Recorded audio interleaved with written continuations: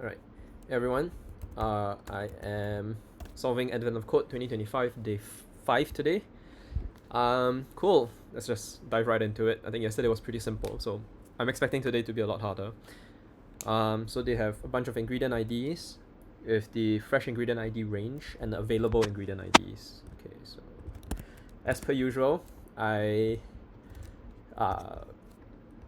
just avoid reading the question fully, which usually doesn't work out the best.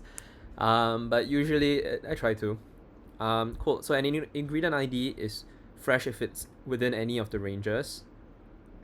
Trying to determine which of the available ingredient IDs are valid. Okay. So how many of the available ingredient IDs are fresh?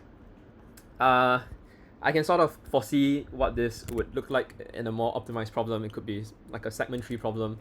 But for now, let me just solve it regularly first. So we have the ingredient ranges raw and the ingredients.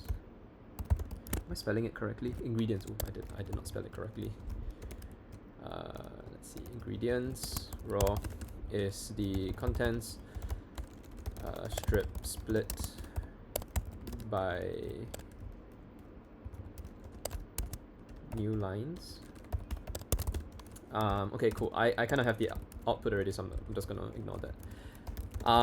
So let's just say that the ingredient ranges is equals to the ingredient ranges raw. Let me just change this name. Ranges raw.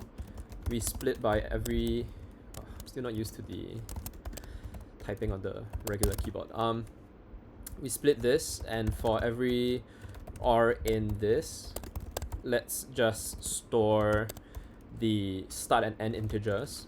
So let's just say the int of R of 0.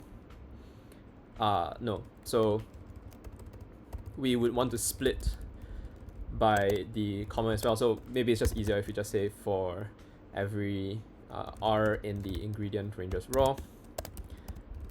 Let's split this by a new line, and then we say that the ingredient ranges, the S and E is the R split by the hyphen, and we simply want to append the int of S, int of E, and then we can have the ingredients, which is just for every L in the ingredients raw, int of L. And so from here we can actually just return the ingredients ranges and the ingredients. Cool. So in this scenario here, we have a tuple where the first is a list of tuples of an int, and then the other array is just a list of integers. So we have the ingredient ranges and the ingredients is equals to the data. Let me just print out the data regularly just to see what it looks like. Let me update my CLI. Part 1 test. Okay, it does not have enough values to. It's because I didn't save this. Okay, so for some reason the new line doesn't get registered. I think I might need to do a strip on this to make it work. Oh no, it's not. Let's see. Print. This should not be fumbling me, but let's see. 1, 2, 32. Huh. Okay. That is strange.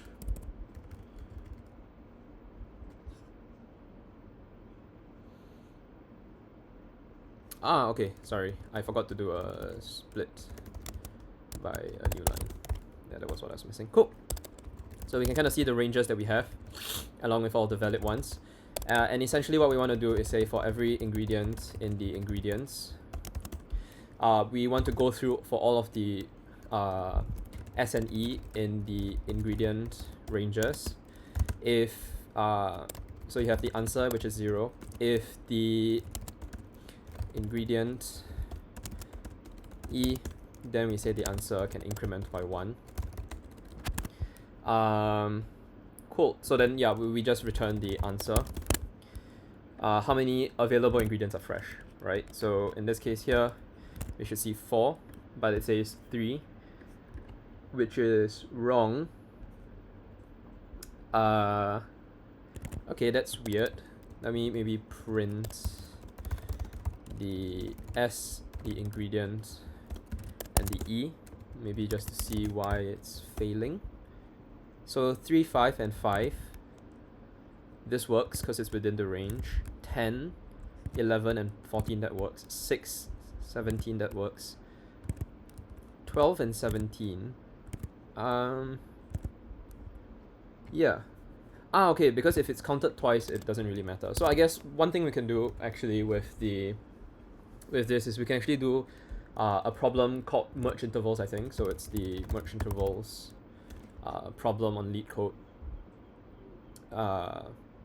I don't know why it's taking so long, but essentially we can treat them as intervals, and as long as we merge them together, as long as one of them falls within the range, it's valid.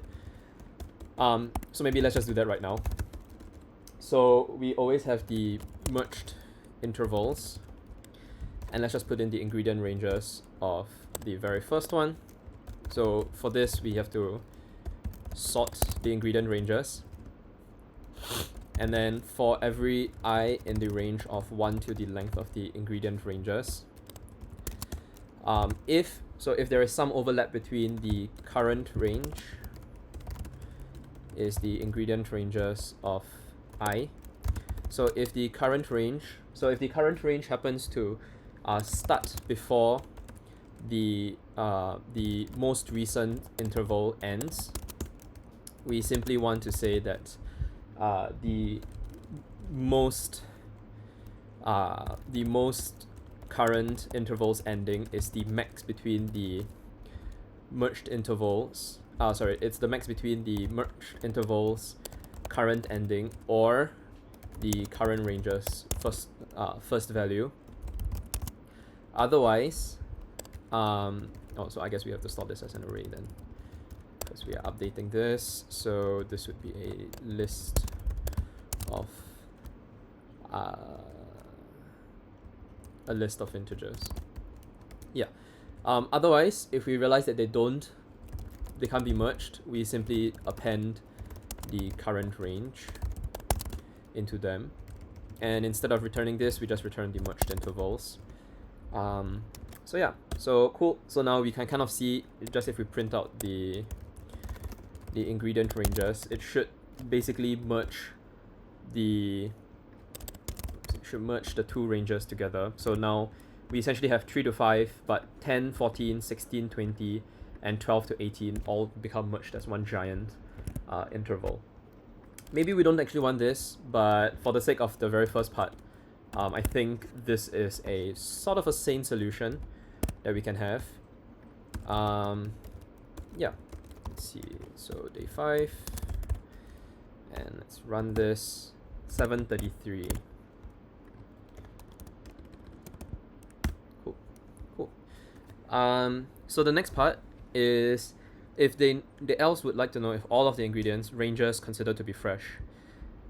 If it is in any range.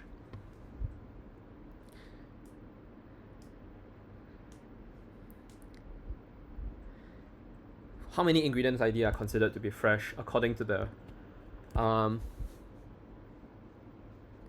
3, 4, and 5. I see. So we are kind of interested in the sizes of these ranges, which I think is a good thing that we merge now, because the sizes of the ranges become very trivial to find.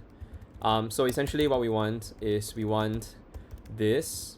We don't really care about the ingredients, so we kind of just care about the ingredient ranges. So for the start and end of the ingredient ranges, the answer can increment by the end minus the start plus 1, and we can return the answer. And we see 14, which is 14, which is correct. And if we just add it, maybe this is wrong. But cool, that was really simple as the first one. But I think essentially the fundamental idea for today was merge intervals. As long as the two intervals can overlap, it's basically done. Cool, today was a pretty fast day. I think a lot of the time was actually spent parsing instead of actually solving the problem. But yeah, essentially today we just have different ranges, we merge them so that we can count them all as a single range, And either we iterate through all of the ingredients to check if it belongs in a range, or we just go through the sets of ranges and just determine how far it is. Alright, this was a pretty fast day, so I'm quite happy that I got to finish it. But yeah, see you guys tomorrow.